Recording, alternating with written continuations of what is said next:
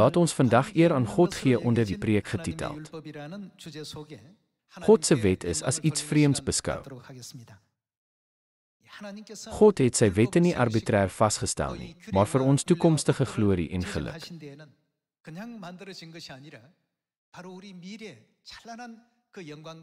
Dit is die rede waarom hy sy wette, gebooie en verbond daar gestel het. As ons dit in gedagte hou, moet ons altyd die woord van God bestudeer.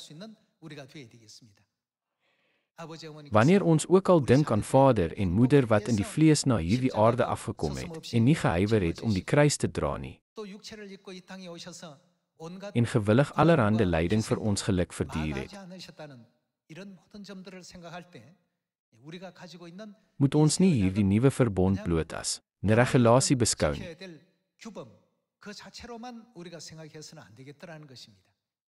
God het die einde van die begin af voorsien en alles uitgevoer vir die geluk van sy kinders.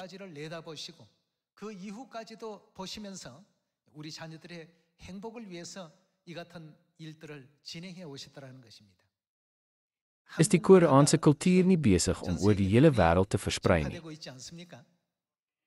Onder sy aspekte kry Hangul,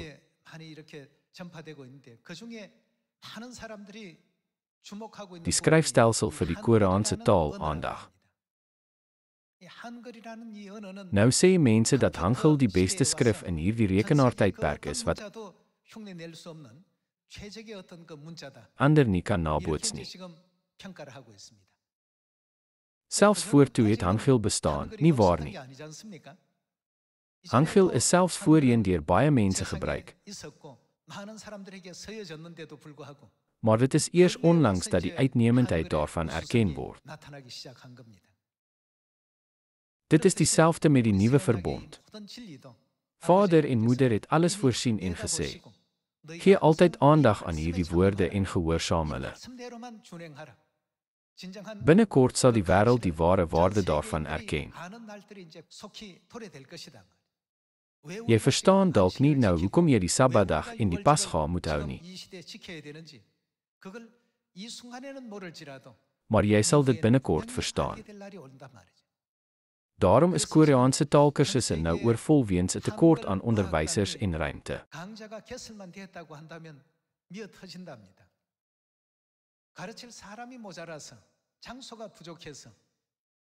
Dit is nie 'n tydelike verskynsel nie.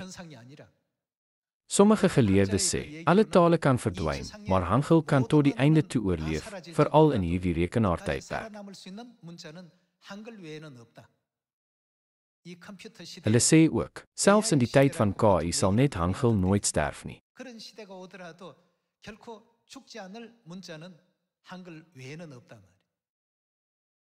Dink aan hoe die wêreld dit hoog aanprys en mense probeer om Hangul te leer.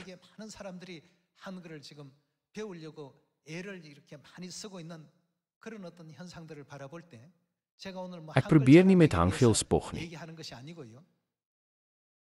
Dit is die geval met die nuwe verbond. Alhoewel dit deur die geskiedenis heen verborge was, sal mense skielik besef dat die waarheid van die nuwe verbond die voortreffelikste is.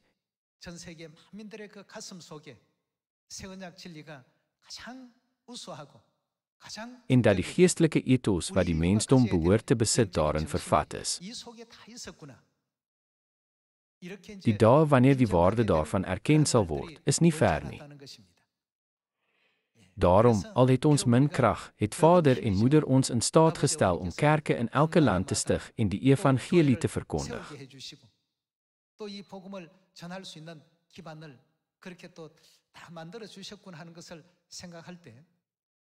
Hierdie kerk beliggaam alles in die Bybel en streef daarna om al God se leringe te vervul.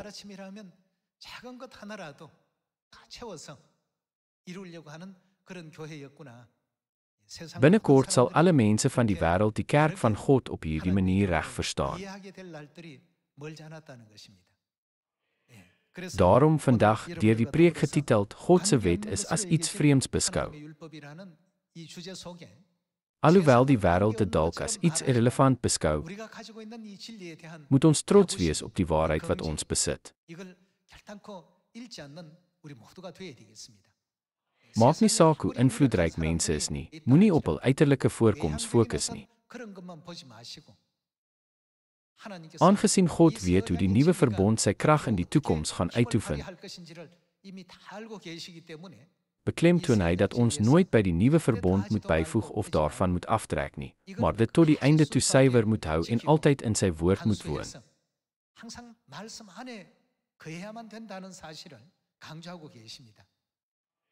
Daar was die wet van die ou verbond wat vader en moeder tot stand gebring het vir ons geluk. Daar was God se wet gegee in die tuin van Eden.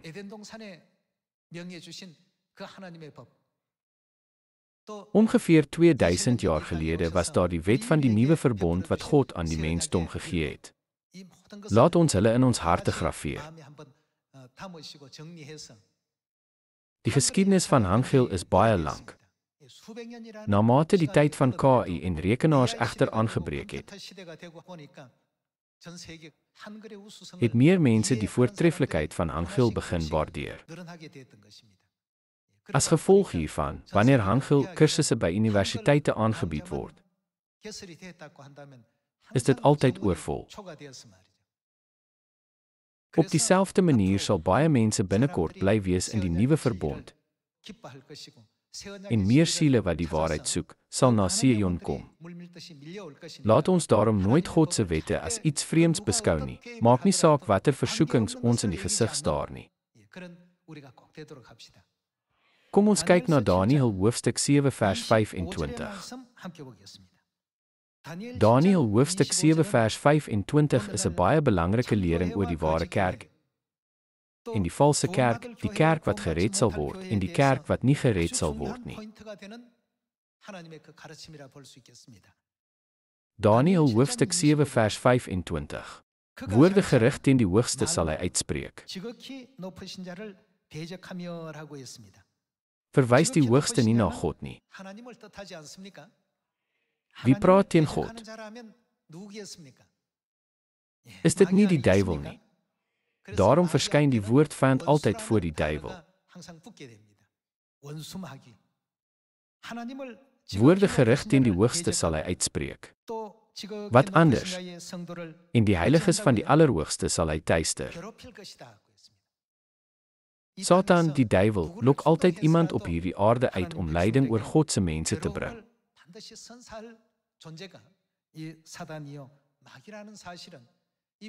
God wat die einde van die skepping afsien, het hierdie feit geopenbaar en dit deur die profeet Daniël opgeteken. Woorde gerig teen die hoogste sal hy uitspreek en die heiliges van die Allerhoogste sal hy teister. Wat anders? Hy sal poog. Wat? Om feestydde en die wet te verander.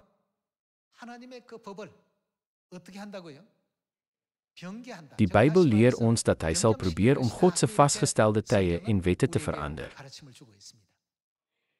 Dan, wie probeer God se vasgestelde tye en wette verander?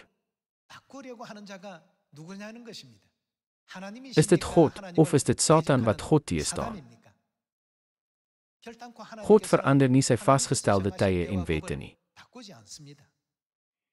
Satan probeer hulle egter verander. Gehoorsaam die talle kerke dan, soos die sand by die see, werklik God se vasgestelde tye en wette.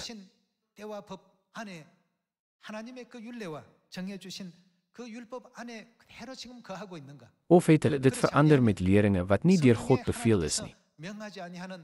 Deur te onderskei of hulle die Bybel volg of nie. Kan ons onderskei tussen die ware kerk en die valse kerk, die gereddes en die ongereddes, en of hulle aan God of aan die duiwel behoort, nie waar nie. Satan het die vasgestelde tye en wette verander. Uiteindelik het hy God se wet verander. Vir die geluk van sy kinders het God die nuwe verbond tot stand gebring, tot op die punt van sy dood.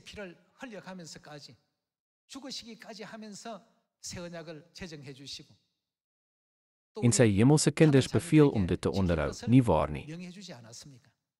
Daarom maak Satan nooit die weg oop vir God se kinders om die wil van God te volg nie. Hy versprei misleiding.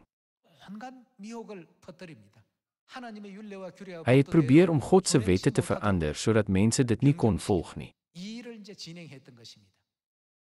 Dit is wat in die menslike geskiedenis gebeur het. Die Sabbatdag is in 321 na Christus na Sondagaanbidding verander. Die Pasga is in 325 na Christus afgeskaf. En gebruike soos die kruis en Kersfees is in die kerke ingevoer.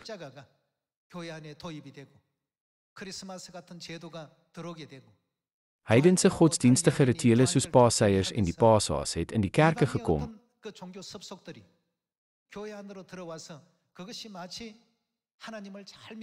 Asof dit een of ander mooi geloofsbeoefening was. Daarom verf mense vandag hardgekookte eiers op die opstandingsdag. Het hardgekookte eiers lewe? Satan stel hierdie heidense gebruike slinks voor asof dit God se wette is. Wat skryf die boek Openbaring hieroor? Hy lei die hele wêreld op 'n dwaalspoor. Daarom moet ons die duisternis vinnig met die lig van waarheid van Vader en Moeder verwyder en die mensdom korrek lei na die pad van die nuwe verbond wat Vader en Moeder tot stand gebring het vir ons geluk. Nie waar nie?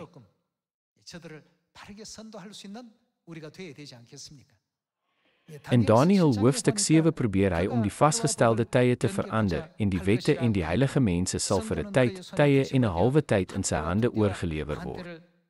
Wat sê die profesie vir ons, al lyk dit asof hy mag het? Kom ons kyk na vers 26. Maar die regbank sal sitting neem en sy heerskappy. Wat sal gebeur? Sal hulle wegneem om dit te vernietig en te verdelg tot die einde toe. Hy kan nooit suksesvol wees nie. Kom ons kyk na vers 27. Die koningskap, die heerskappy en die grootsheid van die koninkryke onder die ganse hemel word dan gegee aan. Wie? Die volk van die heiliges van die Allerhoogste. Dit is die hemelse kinders. Sy koninkryk is 'n ewige koninkryk en alle magte sal hom dien en aan hom gehoorsaam wees. Hier eindig die weergawe. Hoe sal die hemelse mense oorwinning behaal?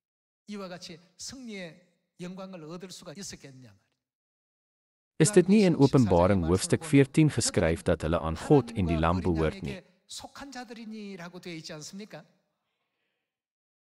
Hulle behoort nie aan Satan nie. Vandag verwerp talle kerke God se wet en is hulle onder die wet wat deur Satan gemaak is. Maar wat van ons, die hemelse mense? Ons is versamel binne die wet van God. As gevolg hiervan word geskryf dat die grootsheid van die koninkryke onder die ganse hemel word dan gegee aan die volk van die heiliges van die Allerhoogste. Sy koninkryk is 'n ewige koninkryk en alle magte sal hom dien en aan hom gehoorsaam wees. Almal, elke keer as ek hierdie profesie sien, klop my hart. Dit is omdat ons so 'n heerlike werk sal aanskou. Daarom, in die liefde van die hemelse Vader en hemelse Moeder wat ons lei in die waarheid van die nuwe verbond, moet ons bedagsaam en harmonieus wees en God se leringe nakom. Selfs diegene wie se karakters rof is en wie se lewens soms tekort skiet aan God se woord, moet deur herhaalde verfyning deur God se woord na die beeld van God omskep word.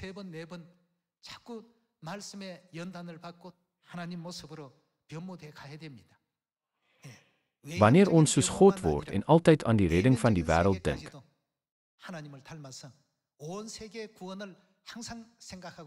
sal ons nie kan sê, ek lyk soos Vader en Moeder nie. Ons moet soos hulle lyk. Dan moet die hemelse mense nooit van die woorde van Vader en Moeder afwyk nie. Moet ons nie sy wil ten volle gehoorsaam sonder om by te voeg of af te trek van sy woorde nie. Dit is die wil van God. Aangesien God se wil is om ons geluk te bring, moet ons nooit vergeet dat hy ons lei om sy wette te onderhou nie.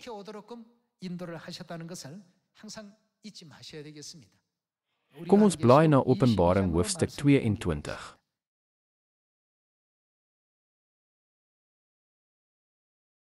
Openbaring hoofstuk 22 vers 18.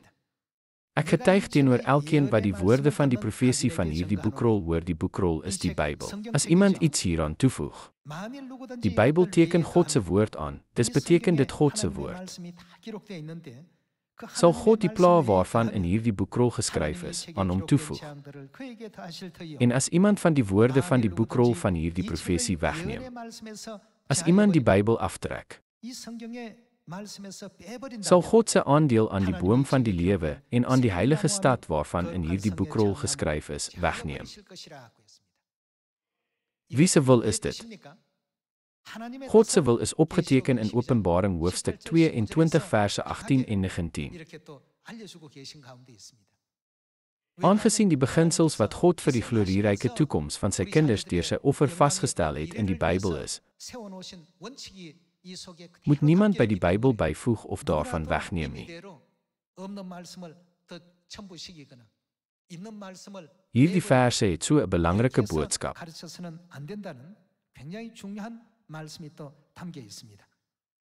Kom ons ondersoek nou hoe kosbaar God se wette vir die hemelse mense is.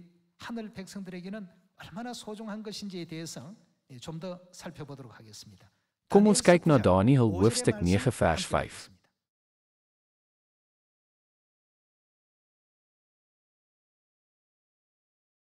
Ons het gesondig, ons het verkeerd opgetree, ons het ons skuldig gemaak en in opstand gekom. Ons het afgewyk van. Wat?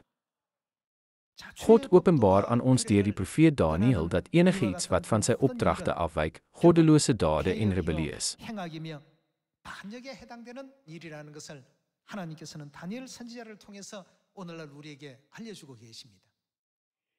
Ten spyte van God se waarskuwing, hanteer vandag se kerke afwykings van God se wette as onbeduidend.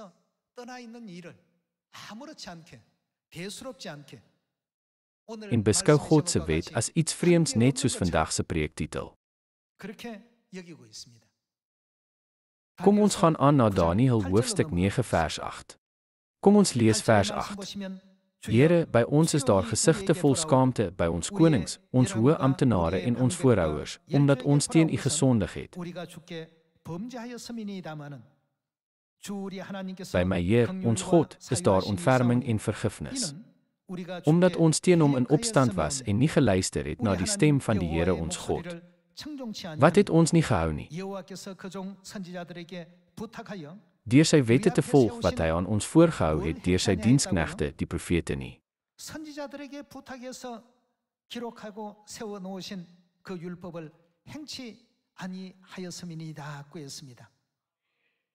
As gevolg hiervan, wat het met hulle gebeur? Hulle was bedek met skaamte.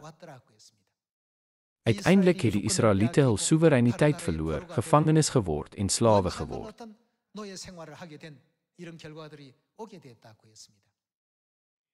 Kom ons gaan voort met vers 11. En omdat die hele Israel U wet oortree en afgewyk het deur nie te luister na U stem nie, het die vloek en die eed wat geskryf staan in die wet van Moses, die dienaar van God, teen ons losgebreek. Ja, ons het teen hom gesondig.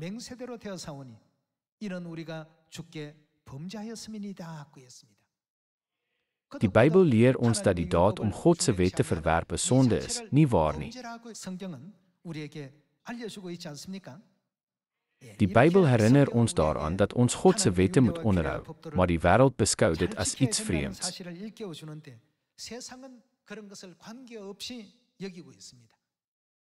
Al beveel God ons om die Sabbatdag te onthou deur dit heilig te hou, het mense dit arbitrair verander.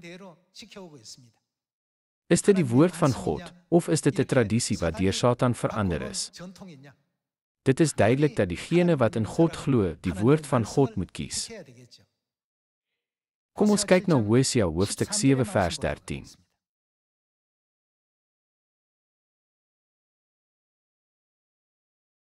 Hosea hoofstuk 7 vers 13. Wee hulle, want hulle vlug weg van my af. Verwoesting wag op hulle, want hulle het teen my oortree. Ek wou hulle verlos. Met ander woorde, ek wil hulle red. Maar hulle het leuns oor my vertel. Hulle roep nie uit die hart na my om hulp nie, want hulle kerm op hulle leplekke, oor koring en nuwe wyn sny hulle self stikkend, so draai hulle teen my. God het probeer om die mensdom te red, maar hulle het van God afgedwaal.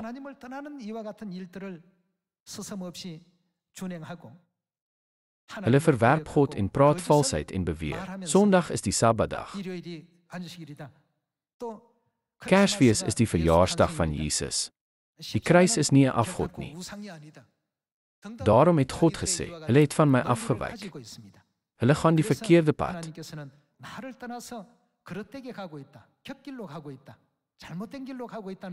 So het hy gesê dat hulle vernietiging in die gesig sou staar. God het aan ons geopenbaar, deur die profeet van die Ou Testament, die geprofeteerde toestand van die kerke vandag. Hosea hoofstuk 8 vers 1. Bring die ramshoring na jou mond. Daar sirkel 'n arend bo die huis van die Here, omdat. Wat het hulle gedoen? Hulle my verbond oortree het en teen my. Wat? Wet in opstand is. Ons moet aandag gee aan die toneel wat God uitwys.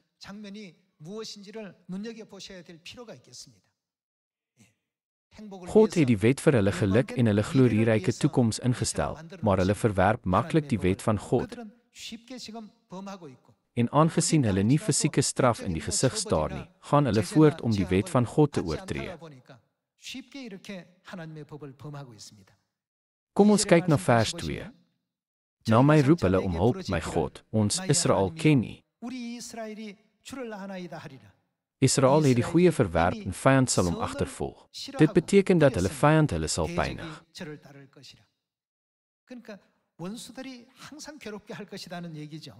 Daardie manne het konings aangestel, maar sonder my goedkeuring. Hulle het leiers aangewys, maar ek ken hulle nie. Met hulle silwer en hulle goud het hulle vir hulle afgode gemaak, net sodat dit vernietig kan word.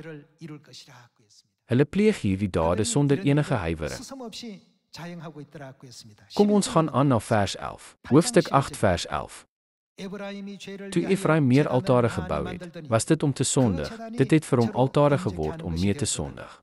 Al skryf ek vir hom my wet 10.000 maal neer, dit word as. Wat? Iets vreemds gereken. God se Sabbatdag is vir hulle irrelevant. God se Pasga is iets vreemds vir hulle. Die 7 feeste in 3 tye en die nuwe verbond wat met God se bloed gestig is, het betekenisloos geword vir die kerke van die wêreld. Kom ons kyk na Lukas hoofstuk 22 vers 7.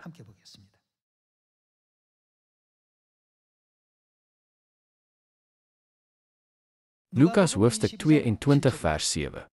Die dag van die ongesuurde brood, waarop die Pasgalam geslag moes word, het aangebreek. Jesus stuur toe vir Petrus en Johannes met die woorde: "Gaan berei vir ons die Pasga voor, sodat ons dit kan eet." Hierdie gebeure het op die Pasga plaasgevind. Kom ons gaan aan na vers 19. En hy het brood geneem, en nadat hy die seëngebed uitgespreek het, breek hy dit en gee dit vir hulle en sê: "Dit is my liggaam wat vir julle gegee word. Doen dit om my in herinnering te bring." So ook met die beker na die ete met die woorde: "Hierdie beker, wat ter wille van wie van julle uitgegiet word, is die nuwe verbond deur my bloed." In Hosea 8 sê God: "Al skryf ek vir hom my wet 10.000 maal neer." In Lukas hoofstuk 22 sê God: "Die nuwe verbond is vir julle uitgestort." Hy het bedoel, al hierdie dinge word gedoen vir jou geluk. Aangesien hulle die nuwe verbond as iets vreemds beskou, kan hulle nie deel van die koninkryk van die hemel wees nie. Wanneer ons oor hierdie saak dink, of dit nou is om te preek, die woord te bestudeer of te bid, laat ons nooit nalatig wees om God se opdrag te volg nie. Dus, wat sal God aan diegene doen wat versuim om sy wil op die laaste oordeelsdag uit te voer?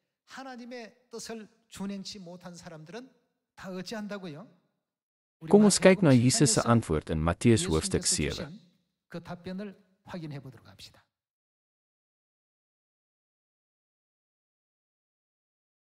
Matteus hoofstuk 7 vers 21.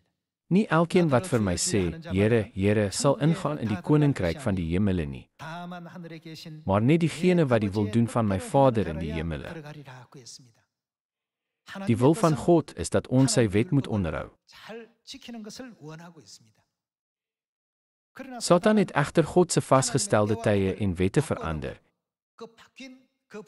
en hy het selfs die veranderde wet laat voorkom, asof dit die autentieke lering was. Baie mense volg nou daardie pad. Dit is egter nooit die pad hemel toe nie. Dit is die pad van ongeluk wat deur Satan gelei word tot ewige straf. Daarom is daar in Daniël hoofstuk 7 geprofeteer dat ewige vernietiging oor hom sou kom. Kom ons kyk na vers 23. Dan sal ek openlik vir hulle sê, ek het julle nooit geken nie. Gaan weg van my, julle wat wetteloosheid bedryf, julle wat wetteloosheid beoefen. Wat is wetteloosheid? Diegene wat nie die pad na die hemel volg soos deur God geleer nie, maar eerder hul eie wette onderhou, beoefen wetteloosheid. Hulle hou Sondag aanbidding in plaas van die Sabbatdag, vier Kersfees in die plek van die Pasga, aanbid die kruis ensovoorts. Vandag hou baie kerke vas aan hierdie dinge. God sal sê, weg van my af, julle wat wetteloosheid beoefen. Daarom moet ons baie mense hiervan laat weet. Daarom sê God in Matteus hoofstuk 28, gaan maak disippels van al die nasies, doop hulle in die naam van die Vader en die Seun en die Heilige Gees, en leer hulle om die nuwe verbond te gehoorsaam wat ek julle beveel het. Die enigste weg na die hemel is die een wat Vader en Moeder ons gewys het. Kom ons kyk na Deuteronomium hoofstuk 10 vers 12. Deuteronomium hoofstuk 10 vers 12. Daarom dan, Israel, wat anders vra die Here jou God van jou as om vir die Here jou God ontzag te hê, om al sy paaie te volg, om hom lief te hê, en die Here jou God te dien met hart en siel. Vers 13. Om die gebooie van die Here en sy vaste voorskrifte na te kom wat ek vandag vir jou voorskryf, sodat dit met jou goed kan gaan.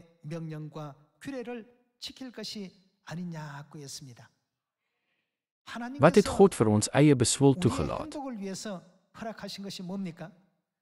Is dit nie God se wette nie? Ons moet nie oordeel of ons die nuwe verbond moet nakom op grond van menslike denke nie.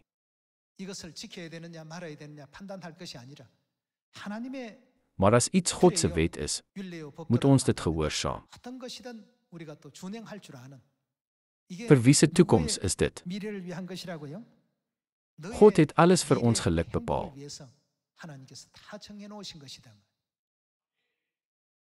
Die koninkryk van die hemel kom nader.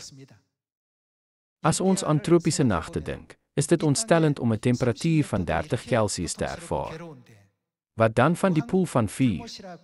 Al kan die presiese temperatuur daarvan nie gekwantifiseer word nie, is dit ongetwyfeld 'n plek van pyniging. In die gelykenis van die ryk man en Lazarus het die ryk man gevra, doop die punt van jou vinger in water en laat my tong afkoel. Die lyding is so erg, boonop, hoe lank sal dit wees? Hulle sal vir ewig en altyd ly. Aangesien dit deesdae so warm is, dink ek nog meer gereeld daaraan. Wat gebeur egter met die somer soos die jare verbygaan? Dit word warmer. Dit pynig ons fisiese lewe.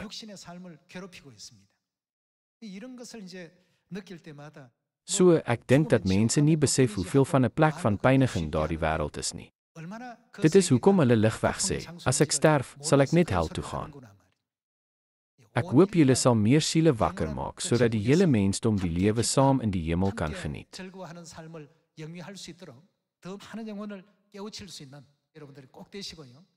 Met die hoop dat vandag 'n geseënde Sabbat sal wees, waar ons Vader en Moeder ewige dank en lof betuig, omdat hulle vir ons gebooie vir so 'n vreugdevolle toekoms gegee het, 찬양을 드릴 수 있는 복된 wil ek graag vandag se preek afsluit. Baie dankie. 감사합니다.